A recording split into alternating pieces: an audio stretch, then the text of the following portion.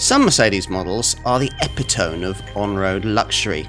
Others are almost unrivalled for off-road prowess. And then there's one which claims to offer the best of both, the GLS. This is one of the very few super luxury SUVs that can seat 7 fully sized adults, and it claims to be able to do so while offering a properly dynamic drive on road as well as extreme capability off it. This is the third generation design in this model line, and it claims to be smarter, plusher, more refined and even more appealing than before.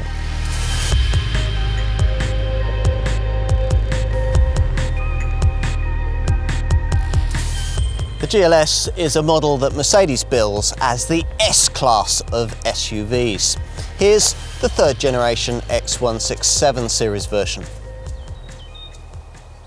It's a luxury conveyance for those whose real, or more likely imagined, commute to the everyday world is from a craggy mountaintop. We first saw this design back in 2007 when it was launched as the GL class, built in America for global sale, but primarily seen since occupying super-sized shopping mall spaces from New York to New Orleans. At that X164 series model's introduction, there were plenty of experts predicting that a GL would be too large for our market, but not for the first time they were wrong. Buyers realised sooner than journalists did that this Mercedes could offer something that you couldn't get on a rival 7-seat Audi Q7 or Volvo XC90 luxury SUV, namely proper space in the rearmost third seating row for 2 fully sized adults. So, Mercedes sold more GLs than they'd expected to in Europe. A sales momentum continued with the launch of a second generation X166 series version in late 2012. It was practical, luxurious and could go almost anywhere. But whether, as promised, it was the S-Class of SUVs was still more debatable. A GL class might be more spacious and versatile than a similarly priced Range Rover, but it simply didn't offer the same exclusive upmarket feel.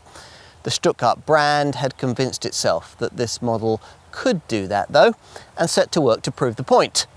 That Mark II GL was updated and rebadged as the GLS in 2016, but the real step forward came in 2019 with a completely new generation X167 series design, this car. Also badged GLS, but luxuriously redesigned in almost every conceivable way. By now though, the idea of supersizing the large luxury 7-seat SUV concept had been copied by another brand, BMW, with its X7, another US built and targeted model that offers this GLS its most direct segment challenge. But thanks to a wheelbase increase for this generation design, this Mercedes is a little longer and wider, and perhaps that bit more aspirational. There's even a version, the Mercedes Maybach GLS, that seeks sales in the exclusive SUVIP sector amongst Bentley Bentegas and Rolls-Royce Cullinans.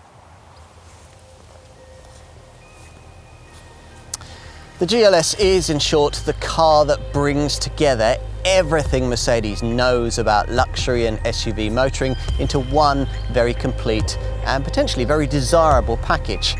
And we're going to test it.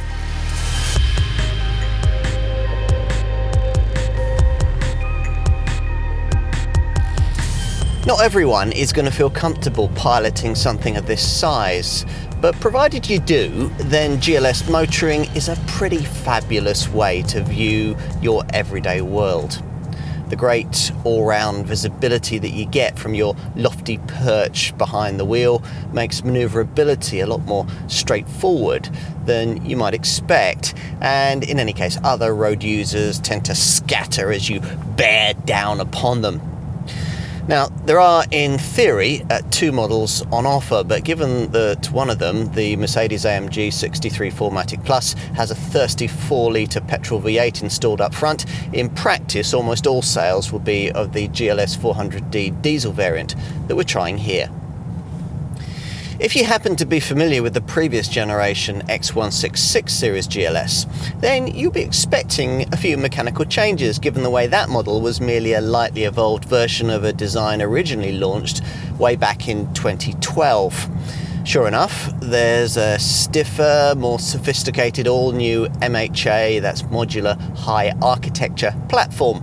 And the diesel engine on offer here is also different, now a straight six, and now putting out 330 horsepower, 72 horsepower more than the previous shape GLS 350D could manage. The way that it transmits torque to tarmac's different too, and much more sophisticated. The old model had a fixed 50-50 torque split front to rear.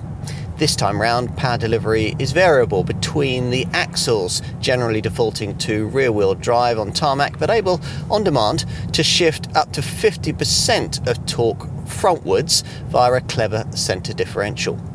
You can monitor this via a special 4-matic display selectable on the instrument binnacle screen.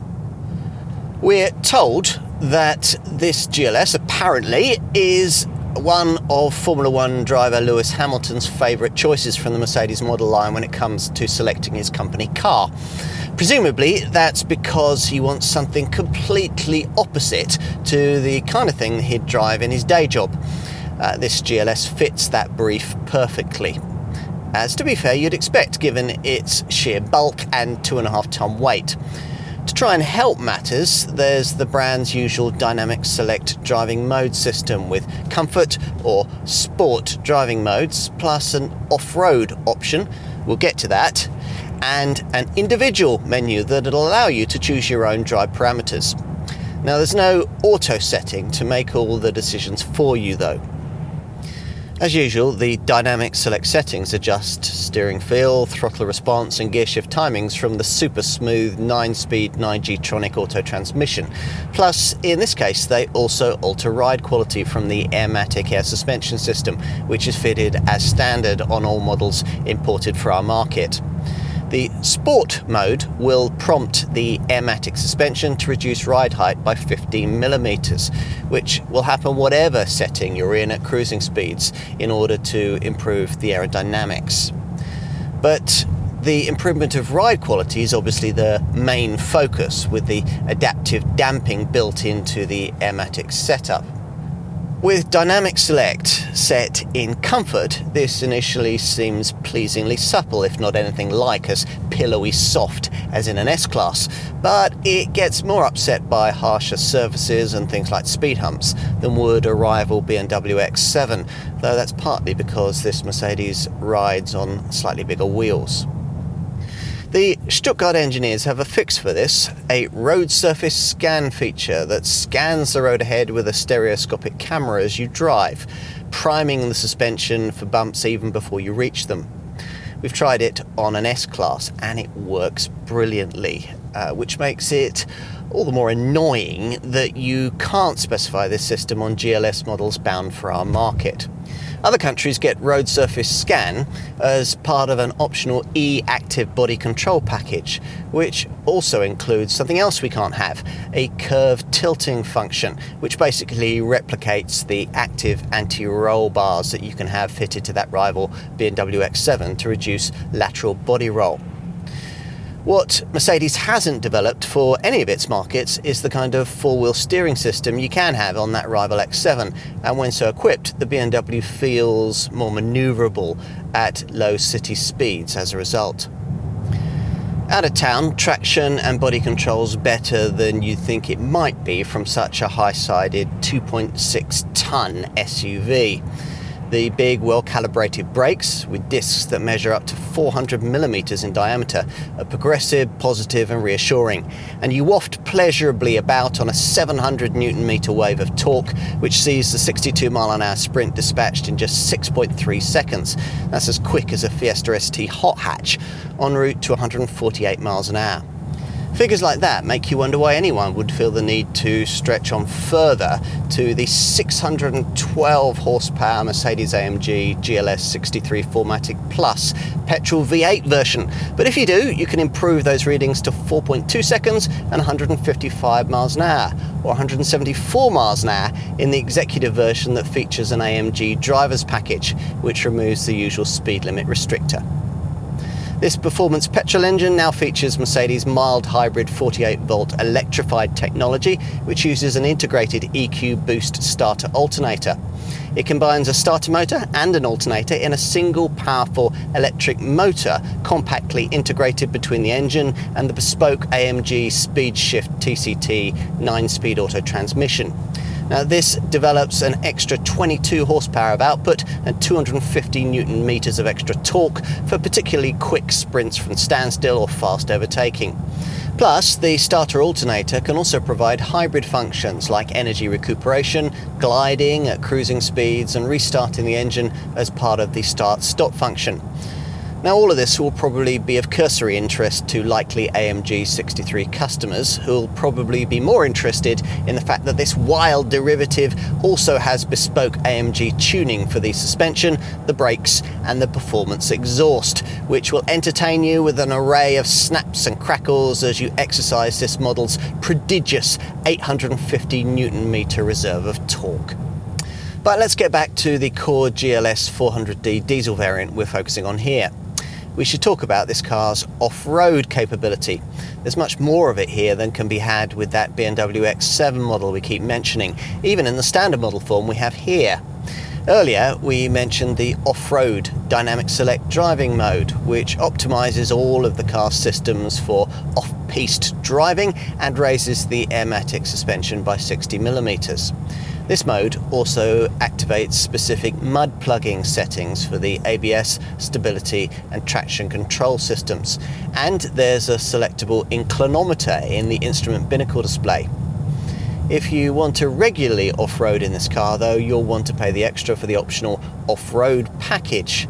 This pack includes a feature normally quite unknown in luxury SUV circles for any product without a Land Rover badge, a low-range gearbox, which allows nearly triple the torque acting on each wheel for optimum traction. Plus, it also gives you hill descent control, Mercedes calls it downhill speed regulation, along with, for really difficult terrain, an extra selectable Off-Road Plus setting in the Dynamic Select driving mode system, which can automatically raise the car by up to 90mm based on terrain slope or wheel articulation. Other off-road package features include extra torque on demand technology, both for the traction and dynamic control systems, and for the clutch, which offers interaxle locking, able to alter distribution of drive torque from 0 to 100% between the axles. The package also includes a special look through the bonnet camera angle that at low speed shows rocks and bumps directly in front of the vehicle. And there's also a special off-road light, this a mode in the multi-beam LED headlight repertoire that delivers a particularly wide, bright light distribution so that you can more easily spot dangerous obstacles at night.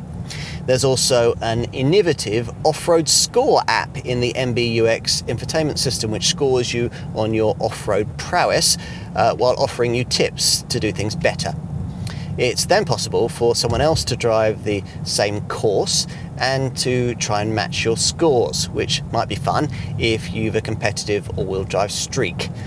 However you specify your GLS, the 500mm wading depth remains. That's well below the 900mm figure you get from a Range Rover. By the way, you might be tempted by the off-road package if you'll be using your GLS for towing, which would be sensible, but bear in mind that it will reduce towing capacity from 3.5 tonnes to 3.3 tonnes. A retractable tow bar comes as standard here and is fitted complete with the brand's clever trailer manoeuvring assist technology. At up to 3 miles an hour, this can control your steering angle while you're reversing backwards while hitched up, as you monitor progress via dynamic guidelines shown as an additional part of the rear view camera display. That's one little touch you might like, and there are lots of others. the car wash function, which folds in the mirrors and moves the suspension to its highest position so that the wheel arches can be properly cleaned. The Magic Vision control wipers, which use washer fluid warmed by engine coolant so that you get a clearer screen. The panoramic glass roof that adjusts its opening with vehicle speed to reduce buffeting. The climate system that switches to recirculation mode in a tunnel. The rear LED tail lamps that automatically adjust their brilliance to suit ambient lighting conditions so as to avoid dazzling following drivers, and the multi-beam LED headlamps that liaise with the navigation system to automatically adapt to right or left-hand traffic when crossing a country border. Someone's really thought about the ownership usability of this car. Whatever GLS variant you choose and whatever form you specify it in, as with all large luxury SUVs, the highway is where this Mercedes is in its element, aided by a standard active distance assist Distronic feature that draws from GPS live traffic data, which enables it to recognise and respond to tailback and slow moving traffic even before you reach it. Now, you get this as part of an included driving assistance package, which, amongst other things, also includes active steering assist, which will basically do most of the steering for you in traffic or at a cruise. Plus, there's route-based speed adjustment, which, once you've programmed in a navigation destination, can automatically adapt your speed to the curves, roundabouts and junctions that you'll encounter throughout your journey. It's all very reassuring.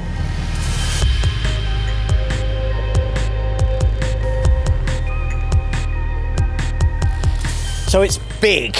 Of course it is, even more so than the car it replaces, which already was large enough to make your neighbours question their right to light restrictions. This third generation X167 series design is longer, wider and higher than its predecessor. But the key change is an extra 60mm of wheelbase, which means there's now well over 3.1 metres between the wheels. Size matters, of course, in this segment. At 5.21 metres, this GLS may not be quite as long as an S-Class, but importantly, it's a fraction bigger than its key BMW X7 rival. And it's way bigger than Mercedes' pricier G-Class model, a comparative minnow at 4.6 metres. Even a long wheelbase Range Rover is 7mm shorter. In other words, you'll need quite a sizable garage.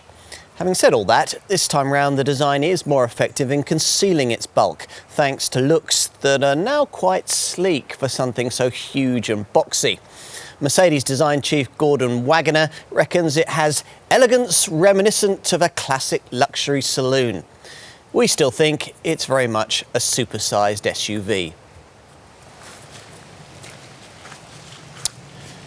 But now a far more imposing one. A more purposeful look comes courtesy of a twin power dome bonnet that flows down into a nearly upright radiator grille that'll be quite different depending on whether you've decided on this normal GLS 400D variant or the alternative Mercedes-AMG GLS 63 performance model. Unless you happen to own an oil well, you're more likely to want this mainstream diesel version, which has a twin louvered silver grille with diamond-shaped black patterning. This is flanked by piercing multi-beam LED headlights, which include daytime running lights, featuring 3 LED segments, a motif borrowed from the S-Class. And they also feature integrated fog lamps, where those would normally be is instead a short, subtle chrome strip on each side. A prominent chrome skid plate in the front apron adds a finishing touch. From the side, you really do get an idea of the scale of this piece of Stuttgart real estate. A steeply raked windscreen, generously sculpted arched surfaces, and a large glasshouse combined with this strong shoulder line and this distinct lower mid-level crease that gives the flanks some shape. And predictably, the wheels are huge. You can have rims on this car bigger than are available on any other Mercedes, up to 23 inches in size, which fill arches framed by flush-fitted liners. Little touches like this neat small kink upwards near the rear D-pillar help to make the overall look seem a little less bulky. As before, the effect is finished off with silver roof rails and aluminium running boards featuring rubber studs and jewel-like LED illumination. It's imposing from the back too, a powerful shoulder muscle extending from the rear doors to the two-piece LED tail lights with three-dimensional signatures, lamps linked by this central chrome strip. The reflectors are now relocated lower down, each just above large exhaust tailpipes which are framed by this wide silver skid plate. Again, the look of the Mercedes-AMG GLS 63 variant, should you choose it, will be slightly different here. That model featuring a bespoke AMG rear apron with two rectangular, characteristically corrugated twin tailpipes. As usual, of course, what's more important is the stuff you can't see. In this case, a structure that's certainly more S-Class than G-Wagon, using the brand's modular high architecture platform, which is basically a lightly evolved SUV version of the MRA or modular rear architecture underpinnings used by the latest S-Class and by E-Class and C-Class models too. This structure is so stiff that Mercedes has been able to incorporate the segment's largest ever panoramic glass roof while still improving torsional rigidity. So, what kind of interior should a car like this have? Opulent, obviously, but S-Class-like? Is the luxury cabin of a boardroom-level limousine really appropriate to the lifestyle of a properly capable family SUV?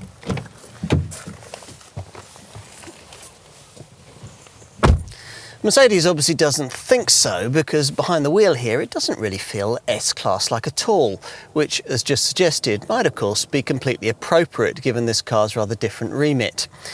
You might still, though, be a touch disappointed to find it basically exactly the same here as it would be in the company's much cheaper GLE SUV model. A rival BMW X7 falls into the same trap by borrowing most of the cabinware from a lesser X5. In both cases, the Range Rover rivaling pretensions are somewhat undermined as a result. But apart from novelty value and exclusivity, is there any real need for the bespoke cabin architecture that would have added so much to the bottom line price here? What's on offer is so luxuriously presented that you could argue not. The dash and fascia design doesn't have the dramatic futuristic appeal of the latest S-Class, but compensation comes with this GLS model's much more commanding perch.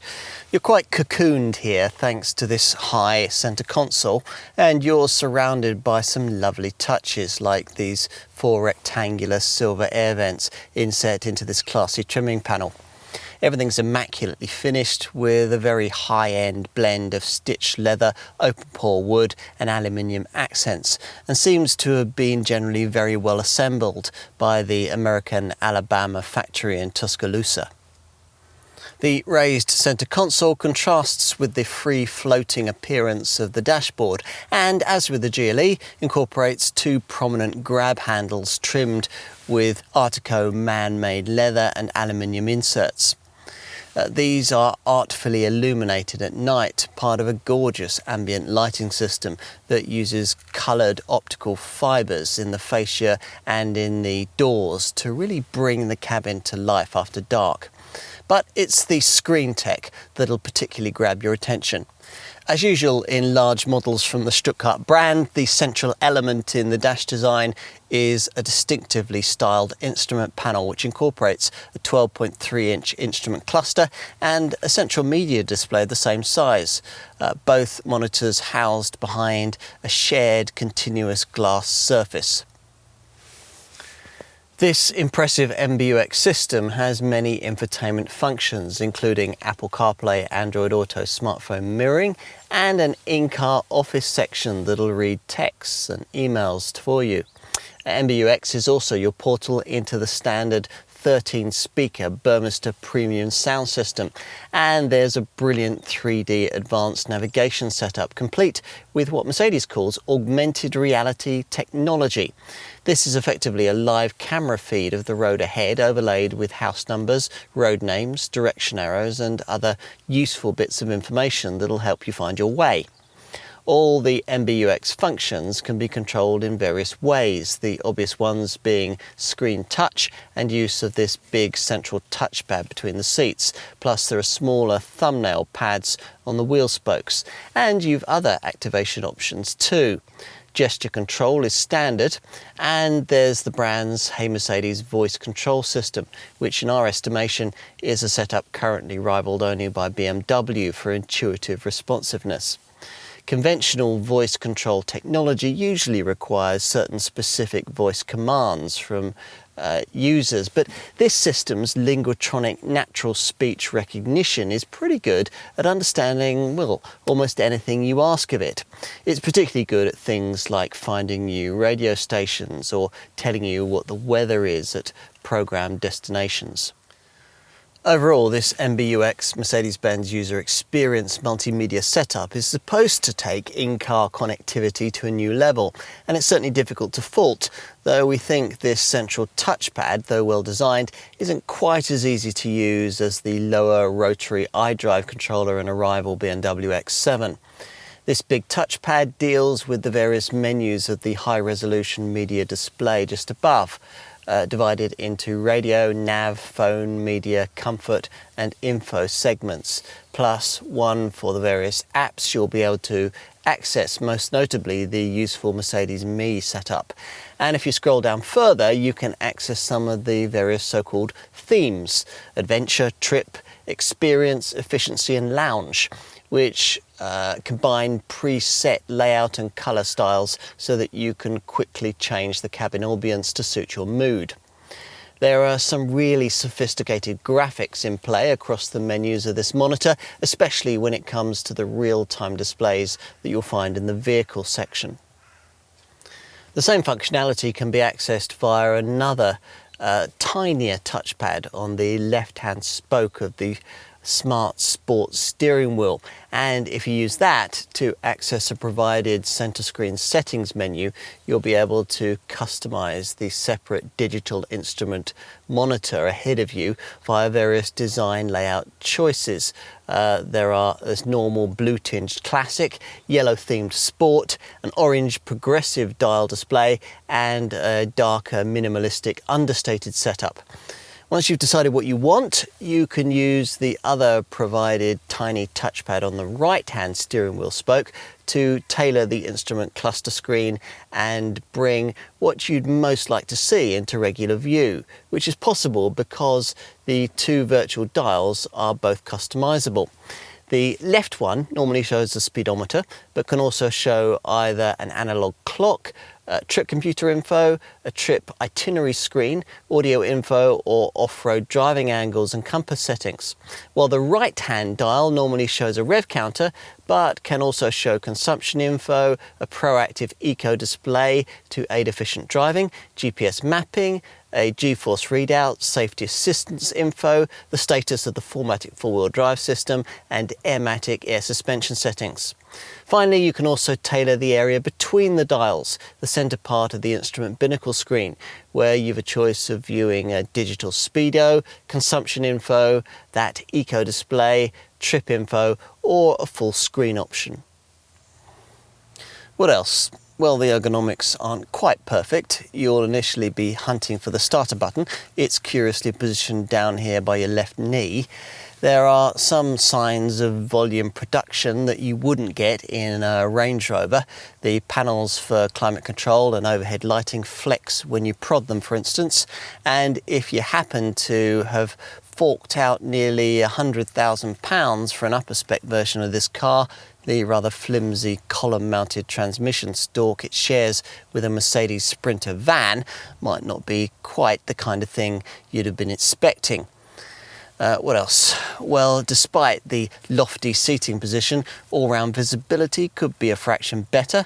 Some might find that these relatively chunky front A-pillars slightly obscure their vision at junctions, and the relatively narrow back window and all those rear headrests will see you making frequent use of the standard 360-degree camera system and all-round sensors. The sensor info can also be projected into your line of forward sight on this standard head-up display, expanded in screen size to show far more than these kinds of setups usually do.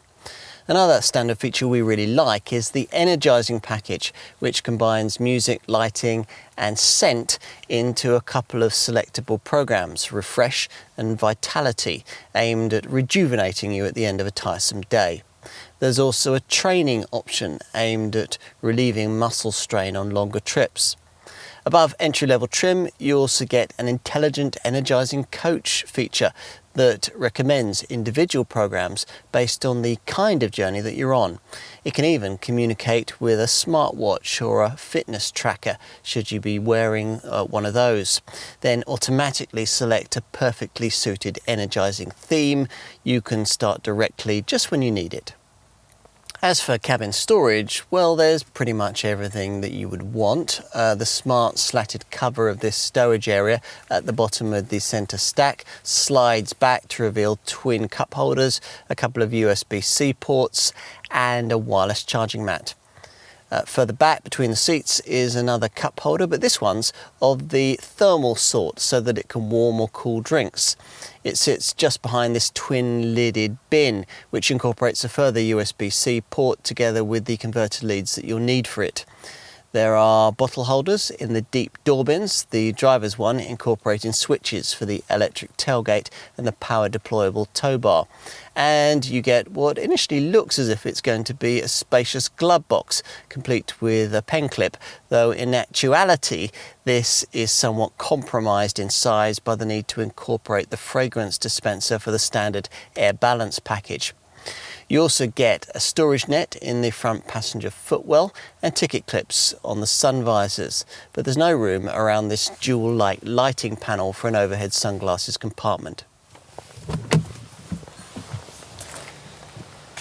Time to take a look in the rear. This X167 series GLS is 77mm longer than its predecessor, and the 60mm wheelbase increase we mentioned earlier means this car now has a wheelbase length 100mm longer than that of a long wheelbase S-Class, which sounds promising for backseat folk. The Airmatic suspension automatically lowers itself by 25mm when one of the doors is opened to aid getting in and out. And these wide sill steps help too, though they'll also decorate trouser legs and skirt tips with dirt.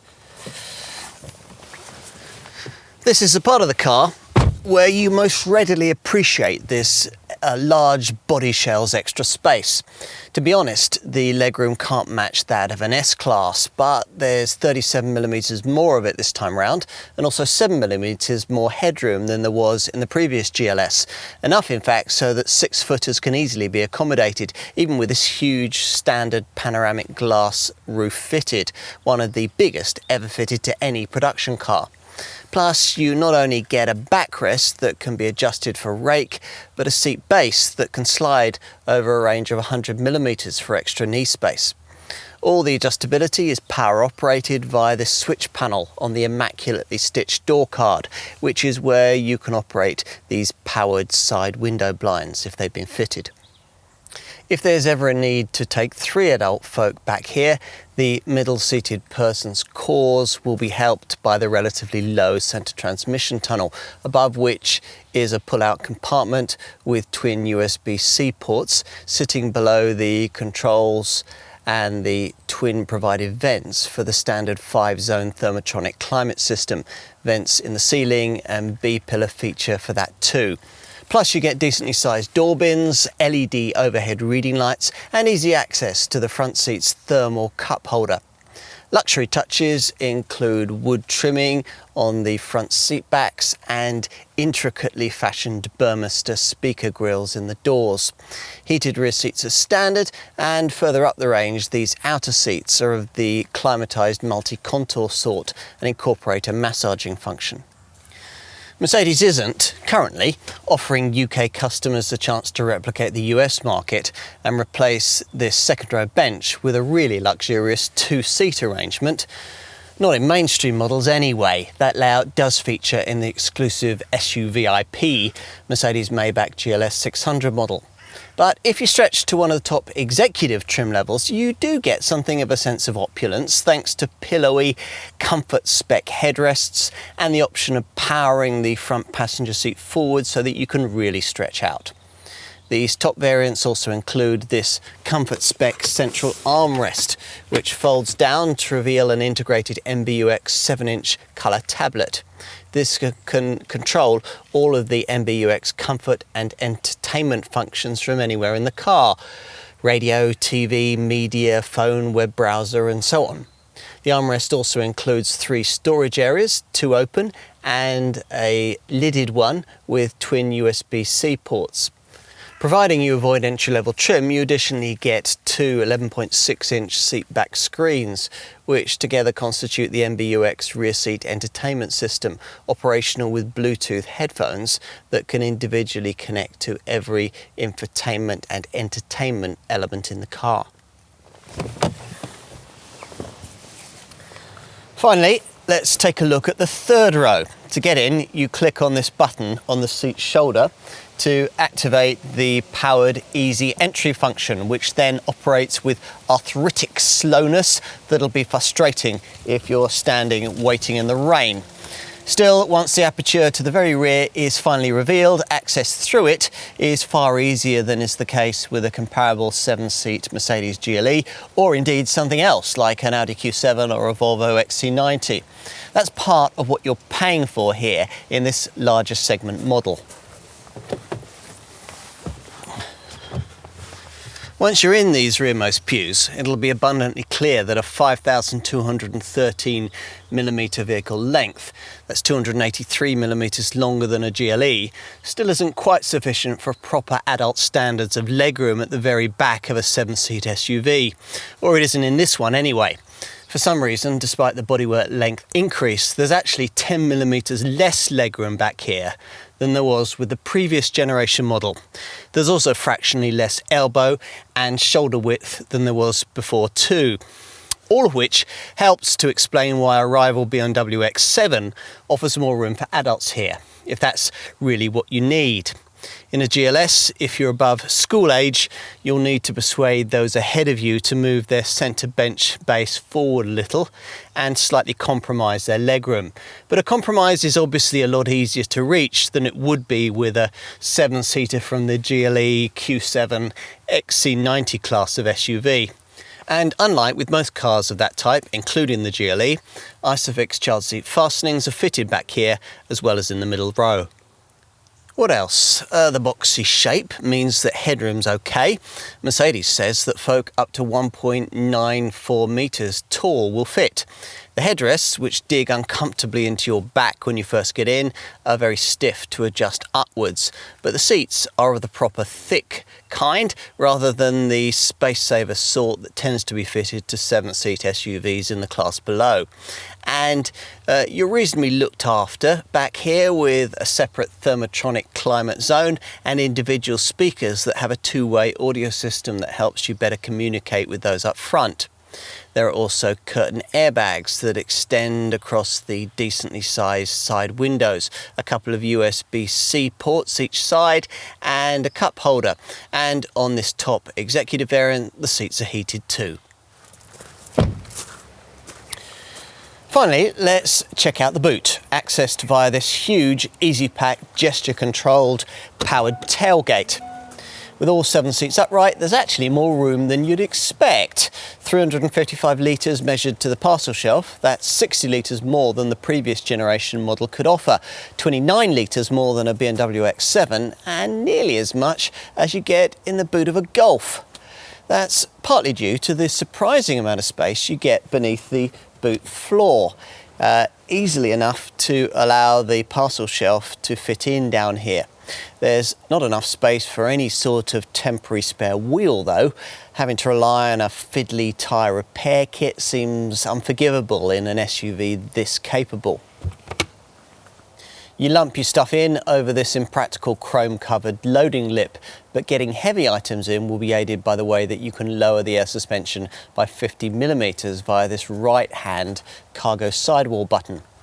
Further buttons on both sidewalls deal with electric seat retraction. Neatly, there's an all button on the left-hand side that flattens everything if you want to create a kind of VIP removal van in a single hit. We'll get to that. The switch gear to flatten the third row chairs is here on the right, and when these disappear into the floor, up to 890 litres of space is created, measured to the parcel shelf, 21 litres more than before. Apparently, 4 golf bags will easily fit with this configuration. Because the second row seat backs can be altered in angle, it's also possible to make them a touch more upright. Mercedes calls this the cargo position, which could make all the difference when you're trying to get suitcases in on, say, an airport run. And the 40-20-40 split of the second row backrest means that longer items like skis can easily be accommodated without disturbing a couple of rear-seated folk. If you go further and use these left-hand cargo sidewall buttons to fold down the second row seats, the GLS again reasserts its advantage over all its rivals.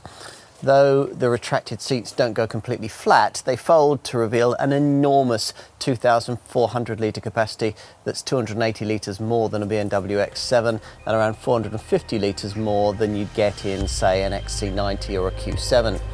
You also get nearly 2.22 metres of cargo area length, 90mm more than the previous generation model could offer. There's nothing that can match it.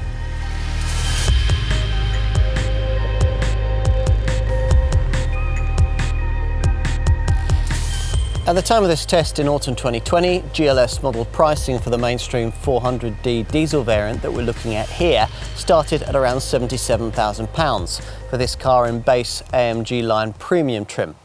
You'll need about £8,000 more for the mid-range AMG line premium plus version, which will take you up to around £85,000. And a budget of nearly £94,000 is required for the plushest premium plus executive derivative that we're looking at here. Want another mainstream engine? At the time of this test in autumn 2020, there was no sign of that. Other markets get a lesser GLS 350D diesel variant with 286 horsepower and a GLS 580 V8 petrol model with 489 horsepower. But there was no sign as we completed this film that Mercedes would offer those derivatives here. The performance-orientated V8 petrol-powered Mercedes-AMG GLS 63 4MATIC Plus model is offered for our market in a couple of black-trimmed Night Edition forms. The standard Night Edition variant costs around £122,000, while the even plusher Night Edition Executive model pushes that asking price up to just over £130,000. If only the ultimate GLS variant will do, then you'll be one of the rare individuals tempted by the Mercedes Maybach GLS 600 4MATIC model, which commands an asking price of around £180,000. Yes, really. This variant gets its own bespoke look and its own bespoke interior, as you'd expect it would for that kind of money. In terms of where that positions this mainstream GLS 400D diesel model in the Mercedes lineup, think in terms of this black pump-fueled GLS costing around £12,000 more than an equivalent GLE model. That's the price premium for, say, a GLS 400D AMG line Premium Plus over an equivalent GLE 400D 7-seat AMG line Premium Plus model. If you're wondering, Mercedes' other large 5-seat SUV, the G-Class, cost at the time of this test from around £96,000 in G350D AMG line form. If you're persuaded by all the S-Class of SUVs style marketing, you might also want to know that a conventional Mercedes S-Class saloon is priced from about the same level as a base GLS, from just under £80,000, but if you wanted to match spec with spec, you'd find that an S-Class would probably cost you around £8,000 more. In terms of rivals for this GLS 400D from other brands, the main one, as we've been saying throughout this film, is the BMW X7. At the time of this test, the base xDrive 40D diesel X7 variant cost around £75,000, around £2,000 less than the base AMG line premium version of this Mercedes. Most X7 customers though choose an xDrive 40D with plusher M Sport trim, which at the time of this test cost around £78,000, around £7,000 less than a mid-range GLS 400D AMG line premium plus model. A Range Rover isn't really a direct rival because it only seats 5, but at the time of this test, the cheapest D300 version of one of those cost around £84,000, with a more comparable D350 Range Rover variant requiring a minimum £90,000 budget. Are there other luxury SUVs that could closely rival what's on offer here? Not really. You could talk about various Mercedes GLE size luxury SUVs with 7 seats, say a Volvo XC90, an Audi Q7 or a Land Rover Discovery, or maybe a BMW X5 or a Range Rover Sport fitted out with optional third row chairs. But they're all really a size below this GLS, and these models can't really fit adults in their third row seats with any real degree of long distance comfort, which is of course why they cost £10,000 to £15,000 less. Still, if you were only going to use this car's third row chairs for kids anyway, a plushly specified XC90, Q7 or appropriately specified Range Rover Sport might appeal as an alternative here. And what about if money's no object and you're minded to consider a GLS as a candidate for space in one of the oak-framed garages at your country manor house, maybe as something for the au pair to use for the school run perhaps? Well, we've already said that you can't have a 7-seat format in a Range Rover, and you can't have 3 seating rows in the ultimate SUVIP model, the Rolls-Royce Cullinan either. Which means that if that BMW X7 doesn't appeal, your only other luxury SUV option would be to buy a Bentley Bentayga, the cheapest petrol hybrid version of which costs around £65,000 more than a base diesel GLS, and pay extra for that car's optional third seating row. But an optional third row is always a cramped third row. In any case, it's the GLS that's actually the bigger of the two cars, and size matters when you're a multi-millionaire, or so we're told anyway.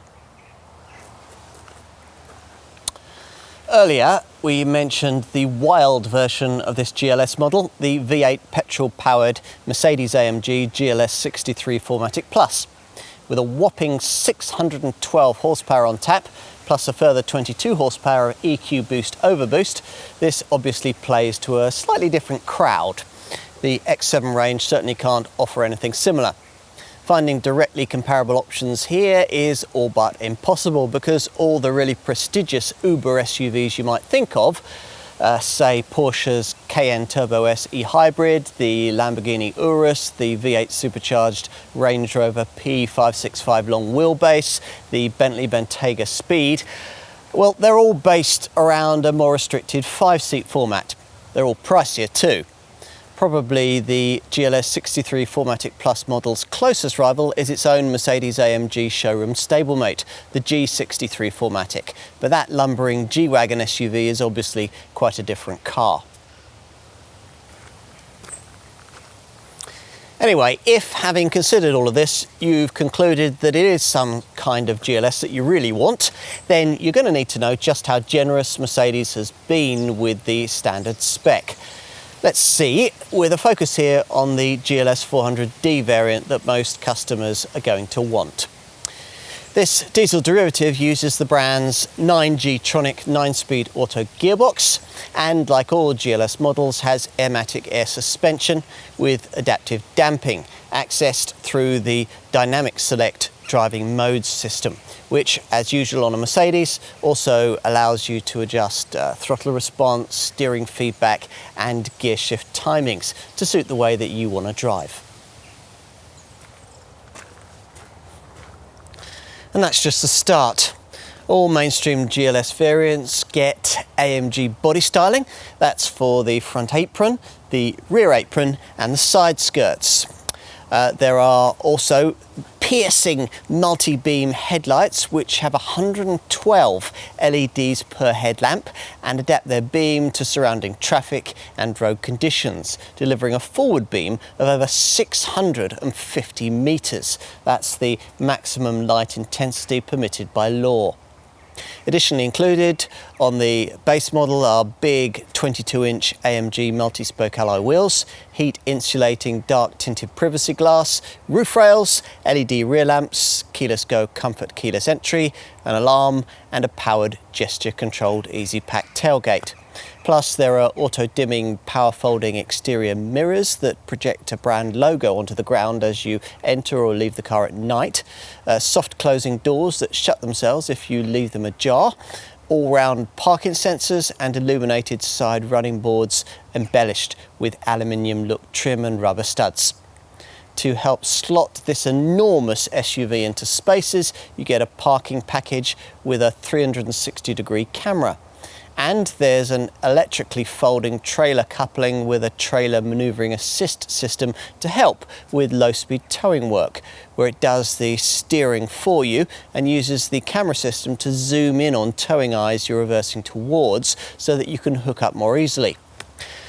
Talking of cameras, as you'd expect, there's absolutely loads of cutting-edge camera safety kit too. That's taken care of by a driving assistance package of features that we'll cover off in a few moments. Inside, where the upholstery is trimmed with soft black or beige leather and the front seats are heated with lumbar support, an interior highlight is the 64 colour ambient lighting system which bathes the cabin with soft soothing shades at night. There's also an air balance feature that ionises the interior air and subtly scents the cabin with a pre-selected fragrance. There are 5 choices. We've got downtown mood here. You also get 5-zone thermotronic climate control, which offers separate climate zones for all 3 rows and 3 different modes: focused, medium and diffuse. There's also a multifunction Napa leather stitch sports steering wheel, cruise control with a speed limiter, a head-up display, heated rear seats and a wireless charging mat. The front seats and the steering column are electrically powered with memory settings, and the second and third row seat folding is also electrically operated. Decor touches include anthracite open pore oak wood trim, stitched Artico leather for the dashboard and door cards, AMG floor mats and brushed stainless steel sports pedals. There's also an absolutely enormous panoramic glass sliding sunroof, the biggest available in the class, which is 50% larger than the one fitted to the previous generation model and made up of a heat insulating single pane of safety glass. You also get a clever energising package which combines music and those lighting and scent systems into a couple of selectable programs, Refresh and Vitality, aimed at rejuvenating you at the end of a tiresome day. The energising feature also has a training option aimed at relieving muscle strain on longer trips. The real cabin talking point though is the MBUX Mercedes-Benz User Experience multimedia infotainment system, which is controlled by 2 12.3-inch screens, one for the instrument cluster and another in the centre of the dash. Here the MBUX system incorporates a 13-speaker Burmester surround sound system, including a feature that amplifies two-way voice volume for conversations between those at the front and those in the rearmost third row. Unlike with lesser Mercedes models, the infotainment system here has Apple CarPlay and Android Auto smartphone mirroring as standard, with no subscription charges either. And as ever, the MBUX setup's features include a DAB radio, Bluetooth and a live traffic information feature that's free for the first 3 years of ownership. There's hard disk navigation too, of course, and no ordinary sat-nav setup. This one offers what Mercedes calls augmented reality navigation. This is effectively a live camera feed of the road ahead, overlaid with house numbers, road names, direction arrows and other useful bits of information that'll help you find your way.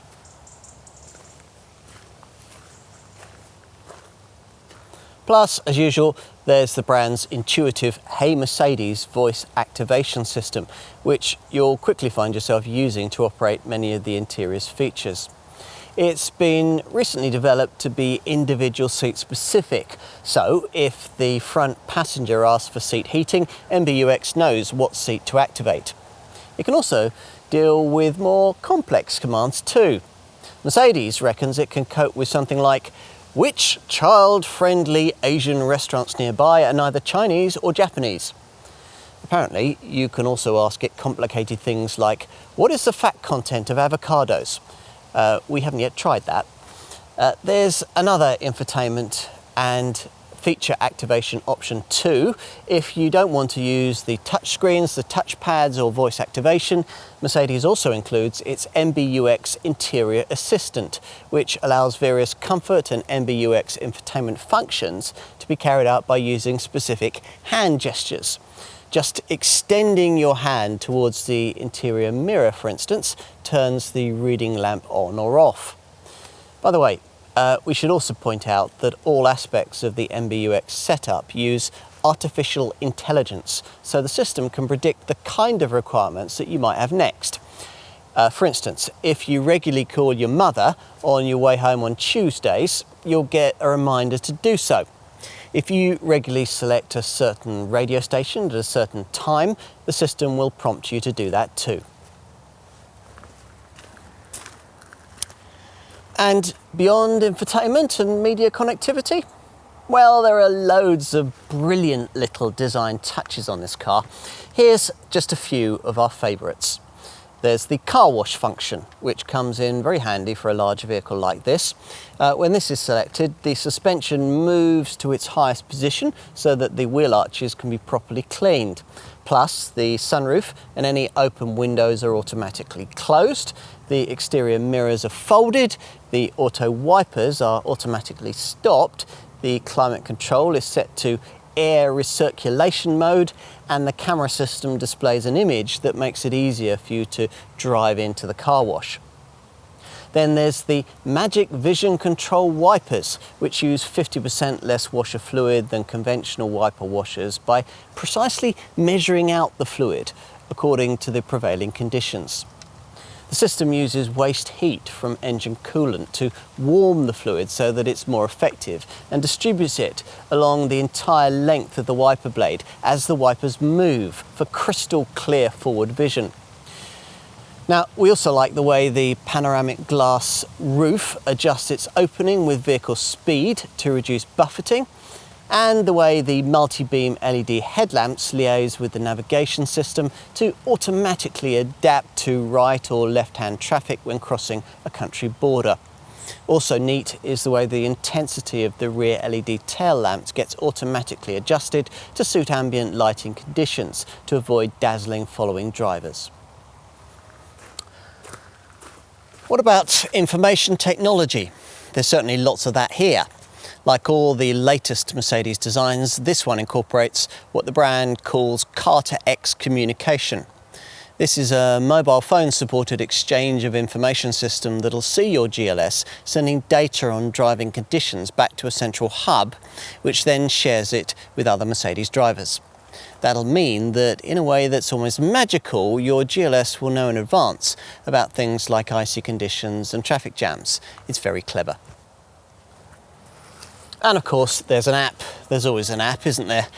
This one's called Mercedes Me Connect and does all the usual vehicle monitoring things, like reminding you when a service is due, plus it can automatically detect and share with you details on your car's wear and tear items. In addition, the app gives you a one-touch button for fast accident and breakdown recovery and automatically alerts the rescue services in the event of an accident. It can even track your GLS if it's stolen, tell you if it's left pre-agreed geographical boundaries if you lend it out, and tell you where the vehicle is if you forget where you parked it. All that covers off what you get with standard AMG line premium trim. But a typical GLS buyer is probably going to want more and stretch at least as far as the mid-range AMG line Premium Plus model. The main change here is the addition of the MBUX rear seat entertainment system for the second row, which gives you two permanently integrated full HD 11.6-inch touchscreens with Bluetooth headphones that can individually connect to every infotainment and entertainment element in the car, including the TV receiver, which also makes an appearance at this level. Other AMG line Premium Plus features include climatised multi-contour front seats with a massage function and comfort headrests, heated front and rear armrests, a front temperature controlled cup holder, and an even more comprehensive Driving Assistance Plus package, which gives you extra camera safety features. As mentioned, we'll cover those in a moment. Now, we should also mention that the energising package that we touched on earlier gets more sophisticated if you can progress beyond base trim, provided in an energising package plus form that incorporates those multi-contour climate seats into its programs and adds in two additional themes, rather cringily named Warmth and Joy. The Energising Package Plus also includes an intelligent energising coach feature that recommends individual programs based on the kind of journey that you're on. It can even communicate with a smart watch or fitness tracker should you be wearing one, then automatically select a perfectly suited energising theme that you can start directly just when you need it. So that's covered off the first two GLS 400D trim levels. Here though, we're testing the top of the range AMG line Premium Plus Executive model, identifiable by its larger 23-inch AMG 5 twin-spoke bicolour alloy wheels. Inside at this level, there's heat for the steering wheel and extra stitched Napa leather for the dashboard and door belt lines. Most of the executive embellishments though feature in the second row, which benefits from climatised multi-contour seats with massaging, electric sunblinds in the side doors, luxury rear headrests, rear side airbags, a temperature controlled rear cup holder, rear wireless charging mats, and a front passenger side seat that can be electrically adjustable from the rear. Many functions in the second row can be operated by the provided MBUX rear tablet, a 7-inch removable screen which is built into the luxury centre armrest and offers control of all the MBUX comfort and entertainment functions from either of the rear two rows: radio, TV, media, phone, web browser, everything. So that's covered at the three trim levels offered with this GLS 400D diesel variant. Obviously, if you were to stretch to the top Mercedes AMG GLS 63 4MATIC Plus petrol model, you'd want a bit more, which is why on that quick V8 version you get unique AMG trimming for the exterior, including a bespoke radiator grille design, plus the AMG night package finishing, which coats key exterior features in a mean shade of black. The standard Night Edition GLS 63 variant gives you pretty much everything you'd really want in an uber-fast, high-performance large SUV. There's special 22-inch AMG multi-spoke matte black alloy wheels, plus an AMG performance steering wheel with Dinamica Alcantara inserts and aluminium shift paddles. And you get a bespoke AMG Dynamic Select driving mode system with extra Sport Plus, slippery, trail and sand settings. These match up to various provided basic, advanced and pro level AMG Dynamics drive programs, which allow you to make the most of the various AMG engineered features: the AMG Ride Control Plus air suspension, including active roll stabilisation, the sharper AMG specific steering rack, the AMG Performance exhaust, and the enhanced high performance braking system. Other little touches include AMG specific menus and graphics for the interior screens, 5-zone thermotronic climate control, a Dinamica Alcantara style roof lining, heated front and rear armrests, temperature controlled front cup holders, and heat for the powered second and third row seating. Yes, you keep the third seating row in this top model. If you want more with a GLS 63, there's the Night Edition Executive model, identifiable by larger 23-inch AMG multi-spoke forged wheels with red painted brake calipers. Plus, this variant gets the AMG Drivers Package, which increases the top speed up to 174 miles an hour. Inside at this level, the AMG Performance steering wheel is trimmed in carbon fibre with Dynamica inserts, plus there's extended ambient lighting and a TV tuner. There's also an exclusive trim package, which adds black piano lacquer finishing to the backrests and elegantly trimmed front seat backs with stitched Artico leather mat pockets. And with a GLS 63 Night Edition Executive model, you get the MBUX rear seat entertainment system with its twin Full HD 11.6-inch screens, along with all the extra second row features of this AMG Lion Premium Plus Executive model. That's the MBUX tablet, the luxury spec headrests and centre armrest and so on. Both Mercedes AMG GLS 63 4MATIC Plus models benefit from the full spec Driving Assistance Plus package, which, as mentioned, we'll cover in a moment. That only leaves the uber exclusive Mercedes Maybach GLS 600 model that we mentioned at the beginning of this section.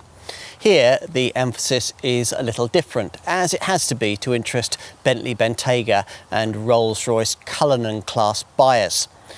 This is a 5-seat only model, and it looks rather different from the front, where the usual Mercedes grille is replaced by one with vertical chrome struts. Plus, the bumpers have been redesigned, and most models will come with a signature Maybach touch two-tone paintwork. Chrome tailpipes with cross ribs and various Maybach brand emblems also feature, and the party piece here lies with active electrically extended illuminating running boards.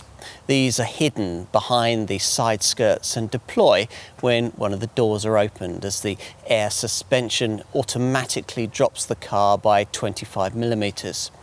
It's inside though where the Maybach GLS really distances itself from the standard model.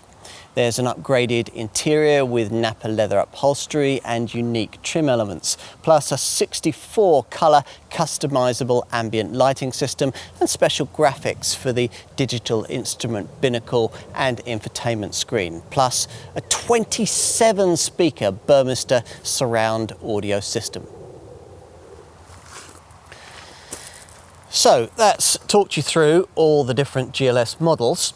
Let's say that you've decided on one, probably a GLS 400D of some sort like we have here, and you want to embellish it with a few options. What's on offer? Well, for us, the big disappointment here is that models for our market can't have the E-Active Body Control package that, in other parts of the world, gives this GLS a real dynamic edge over other large SUVs. This includes curve anti-roll features that almost eerily counter body roll through the bends, and a brilliant road surface scan camera system that anticipates bumps you're about to hit, pre-adapting the suspension in order to cushion them, so delivering a truly magic carpet level of ride.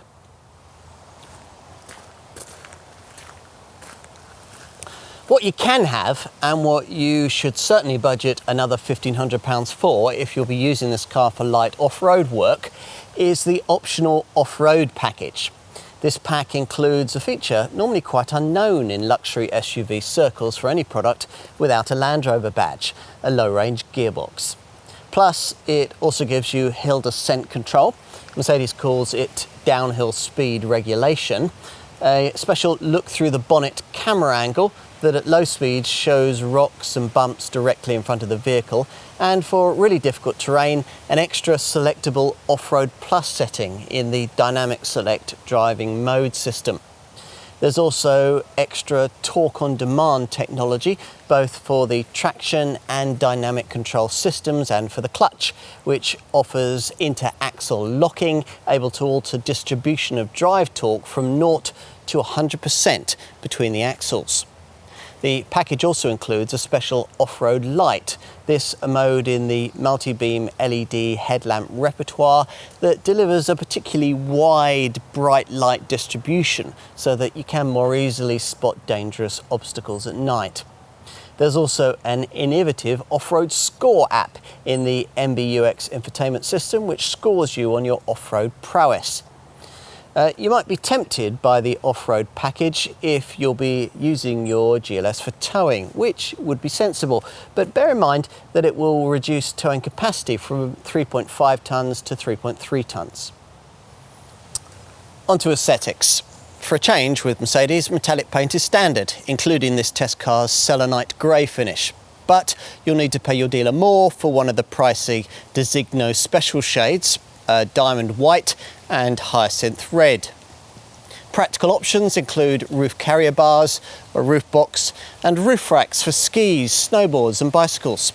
Talking of bicycles, if you want to transport them at the back of the car, you can add a clever fix-for-bike trailer coupling, which can allow you to take up to 4 cycles, and quite a weight too, up to 100 kilograms, which would be useful for e-bikes, which otherwise might be too heavy to be collectively carried. For the cabin, you can add in various extras onto the front seat backs, folding tables, coat hangers, and a mount for a tablet PC. Mercedes also offers a range of bespoke child seats. Enough with that. As promised earlier, let's switch to safety, which down the years has always been a primary consideration for Mercedes with this car. You'd expect an autonomous braking system, of course. Don't worry, we'll get to that. But in the meantime, we'll tell you that all GLS variants also get attention assist, which will monitor your driving reactions for drowsiness. There's also an active bonnet to protect pedestrians, and as you'd expect, tyre pressure monitoring and all the usual electronic aids for traction, braking and stability control are included too. You get the usual twin front, side and curtain airbags, those curtain bags covering the side windows all the way back to the 3rd row. Plus there's a knee bag for the driver. And side airbags for the outer seats of the 2nd row come as standard with the top AMG line Premium Executive and Mercedes AMG GLS Night Edition Executive trim levels. Across the GLS range, traffic sign assist speed limit recognition is built into the widescreen cockpit displays. Adaptive brake lights flash in emergency stops to warn following motorists. There's the usual trailer stabilisation function for towing, and an emergency call system alerts the rescue services with your exact GPS location if the airbags go off in an accident. There's also a crosswind assist feature that keeps this high-sided vehicle steady against gusting side winds. As usual with the Mercedes, there's a pre-safe anticipatory safety program that will tighten the seat belts, close the windows and even adjust the seats in a fraction of a second if the stability system deems an accident to be inevitable. Here, pre-safe protects your ears too if a probable impact is detected, transmitting a noise signal through the audio system speakers. This will, according to Mercedes, cause the stapedius muscle in your ear to contract, muffling the noise level of a major collision. We love little details like that. On a lesser Mercedes GLE, you'd have to pay more for the sophisticated camera safety tech incorporated into Mercedes' driving assistance package. But, as mentioned earlier, that's standard on a GLS, even on the base AMG line premium model. This package has a mixture of camera safety kit and autonomous driving tech. Now we'll start with the safety stuff and active braking assist, which here not only performs the usual emergency automatic braking function, but will also automatically brake the car if you're about to dangerously turn across another lane in front of another vehicle, say at a busy junction. Active braking assist also looks out for unexpected tailbacks and crossing traffic too. Testing has indicated that this whole setup will eradicate 20% of nose-to-tail accidents and decrease their severity in a further 25% of cases. Lane keeping assist is also standard, there to warn you if you drift out of your lane before applying subtle steering assistance to ease your GLS back to where it ought to be. What else? Well, there's active blind spot assist, which not only warns you if you're about to dangerously pull out in front of another vehicle, but applies light steering torque to correct the manoeuvre. Active blind spot assist also includes an exit warning feature that alerts you if you're about to dangerously open one of the doors in the face of oncoming traffic. There's an evasive steering assist feature that scans the road ahead for pedestrians and supports you in making sudden steering manoeuvres to avoid them. And you get a pedestrian warning function that alerts you at pedestrian crossings if someone's about to step out inadvertently in front of you. Plus, there's a Pre-Safe Plus feature that helps specifically with vehicles running into the back of your GLS, if necessary locking the brakes on standstill to prevent your car from being pushed into danger. You'll want to try the pack's autonomous driving tech too. To experience this, you'll need to be on a dual carriageway and you'll have to have activated two of the key driving assistance package elements, active distance assist distronic and active steering assist. The distronic feature is basically a super advanced adaptive cruise control that automatically regulates your distance to the car in front and can, if necessary, remotely slow the car with up to 50% of stopping power. Active steering assist keeps you in the centre of your designated lane and will, if needed, apply steering correction to ease you where you ought to be. That steering assist feature also drives the active emergency stop assist system, which cuts in automatically should you be suddenly taken ill at the wheel, for instance with a heart attack or a seizure. In such a nightmare scenario, this feature will allow the car to seamlessly take over, initiating emergency braking and activating the hazard flashes. The driving assistance package additionally includes active speed limit assist, which ensures that detected speed limits are automatically adopted as the set speed for that active distance assist distronic cruise control system that we mentioned earlier. And route-based speed adaptation uses navigation data to automatically adapt your speed before curves, roundabouts, junctions and toll roads. With the AMG Line Premium Plus and AMG Line Premium Plus Executive models, plus both the Mercedes AMG 63 variants, you get the Driving Assistance Plus package, which gives you everything just mentioned, along with two extra features. The first of these is Active Stop and Go Assist, which basically can effectively drive your GLS for you in stop and go traffic queues at up to 37 miles an hour, taking care of throttle, braking and steering. There's also a pre-safe impulse side feature that pre-senses an imminent side impact and, using active seat elements, moves occupants away from the door so that they can better survive it. It's all very reassuring.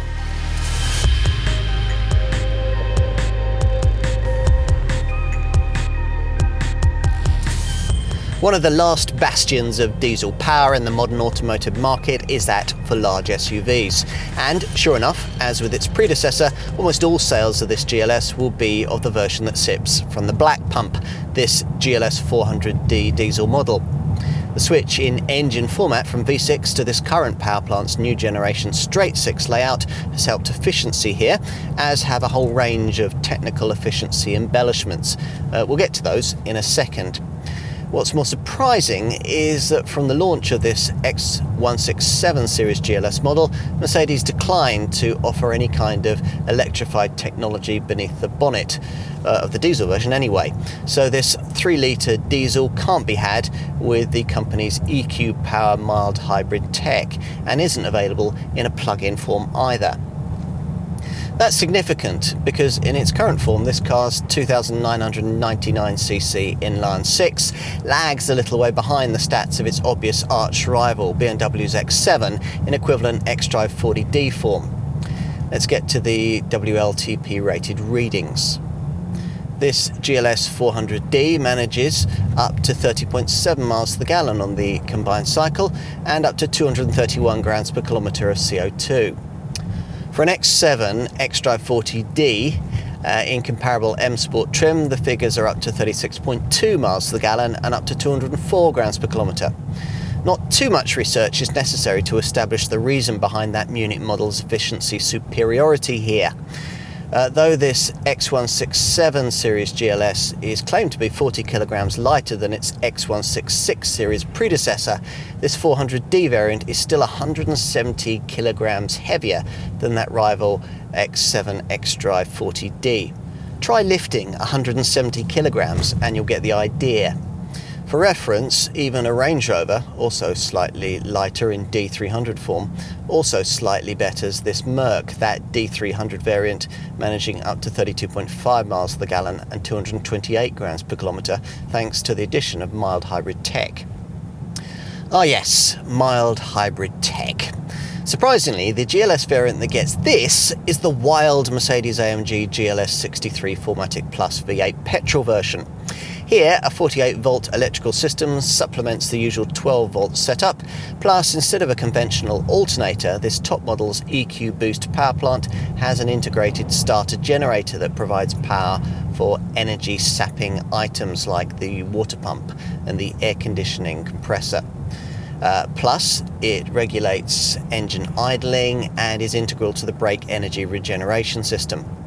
Cylinder deactivation also features with this Performance AMG Derivatives 4-litre turbo unit, so under low to medium throttle loads you'll actually be driving a V4 rather than a V8 engine. Don't get your hopes up too much for the efficiency impact that all this tech will have. A GLS 63 manages up to 22.1 miles to the gallon on the combined cycle and 291 grams per kilometre of CO2.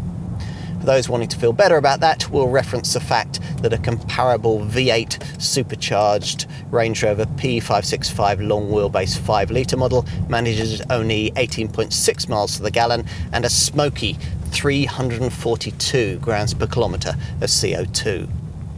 Here though, our focus is on the GLS 400D diesel variant that almost all customers of this Mercedes will want. Now, we mentioned earlier that various technology improvements now feature here, and there are plenty of them, including a diesel oxidation converter to avoid the emission of carbon monoxide and unburned hydrocarbons. There's also a special SDPF particulate filter with an SCR catalytic function and an extra selective catalytic reduction converter with an ammonia slip catalyst in the exhaust tract, which allows more effective use of the diesel unit's AdBlue reducing agent. Now, as usual with the diesel, AdBlue fluid is something that you'd regularly need to top up.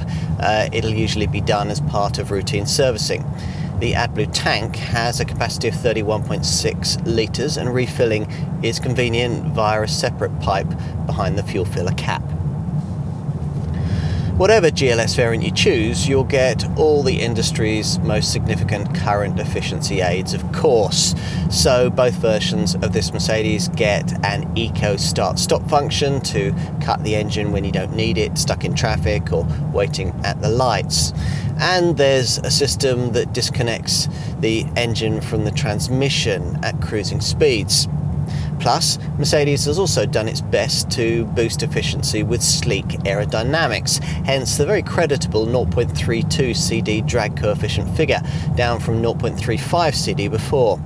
That's courtesy of a more wind-cheating design for the door mirrors, the rear lights and the wheels, plus sleeker underbody panelling. As a result of all this, real-world efficiency here is actually a bit better than the figures we gave you earlier seem to suggest. This GLS 400D has managed about 30 miles to the gallon on average in our hands throughout this test, which with the 90-litre fuel tank filled would mean a driving range of about 600 miles. Throw in more motorway work and you might expect that consumption figure to climb closer to 40 miles to the gallon, which would give you a travelling range approaching 750 miles. To achieve this, of course, the driver will need to play his or her part. Obviously, to get anywhere near the returns we've quoted, you'll need to set the dynamic select driving mode system into its eco setting. This marginally limits the accelerator pedal curve and also slightly restricts the output of the seat heating, the heated rear window and the air conditioning. You can also bring up two options on the two fascia monitors that'll help. A consumption option in the vehicle section of the centre dash screen graphically shows your recent attempts at frugality, and a selectable eco display in the instrument binnacle grades your driving based on acceleration, deceleration and constancy of speed, showing in real time the bonus frugality you've achieved through careful driving since the start of your trip. What else? Well, as with all large luxury SUVs, VED tax will take quite a chunk out of your budget. The basic annual VED figure for diesels is £830 and for petrols it's up at £1,240. All GLS models will then cost £450 a year in VED for the next 5 years before dropping to the standard £140 annual rate. On top of that, because all GLS models are priced well above the £40,000 mark, owners will need to pay a luxury car tax VED supplement that'll set them back an extra £310 in the first year of ownership. That annual charge then rising to £450 until the 5th year of ownership. Now, if you're wondering about benefit-in kind taxation, we'll tell you that this 400D model sits in the 37% bracket, as does the Mercedes AMG 63 variant. Predictably, residual values aren't anything like as high as those that you get for the brand's classic G-Class SUV. Independent experts reckon that an owner of a highly spec'd GLS 400D could expect to see 43 to 49% of original purchase price back after a typical 3-year, 36,000 mile ownership period. That's about the same as you get from a comparable Range Rover D300, but a rival BMW X7 xDrive 40D M Sport model could manage as much as 56% over the same period. Other things we'll need to tell you include the comprehensive 3-year unlimited mileage warranty, the same as BMW, but better than Audi's 3-year 60,000 mile package. This is built upon by Mercedes' Mobilo scheme, which delivers breakdown cover for up to 30 years, as long as you continue to have your car serviced at a Mercedes main dealer. And it's worth knowing that your maintenance outlay can be kept a little in check by going for the optional service care package that takes care of routine maintenance, spreading the cost of regular servicing, guaranteeing the price of parts and labour for up to 4 services, and covering the cost of all recommended service items such as brake fluid, spark plugs, air filters, fuel filters and screen wash. There's also an assist dashboard service indicator that monitors engine use and tells you exactly when a garage visit is due. For reference, servicing is usually required every 15,500 miles or every year, whichever comes first. That fixed cost service care plan that I just mentioned could cost you as little as around £33 a month, based on either a 2-service 2-year deal, 3 years with 3 services, or 4 years with 4 services.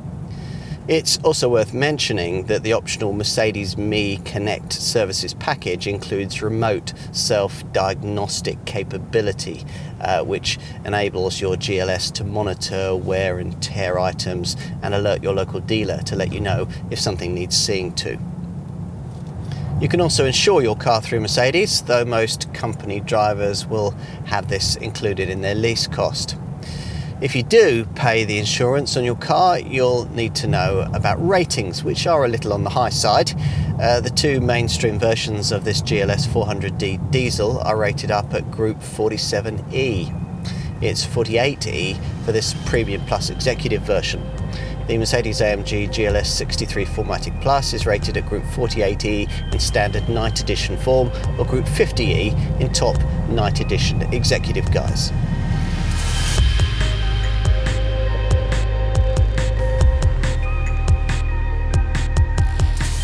If you're in the unusual position of wanting a huge 7-seat super luxury SUV that can climb the lower slopes of Snowdon, then stop by Sainsbury's on the way to an evening at the Ritz, then you won't be disappointed with this one. But then, that much we already knew about this Mercedes. The thing that's changed with the third generation version of this design has been a broadening of its appeal. Now it reaches out below its price point to an Audi Q7 class customer and above its asking figure to lower order Range Rover buyers. Customers in either category may not necessarily need this car's huge size or ultimate off-road prowess, but hey, they didn't really need a big SUV in the first place, so why not buy one that really ticks all the boxes? This GLS does, and in third generation form manages to do so with a far more dynamic personality. A BMW X7 claims much the same and has the advantage of lighter weight and features like four-wheel steering, which together can make it feel a little more agile and manoeuvrable. This Mercedes though feels commanding, properly premium, and somehow manages to be just a touch more aspirational. Plus, there are numerous lovely design touches we think you'll really like. For likely customers, all this will matter.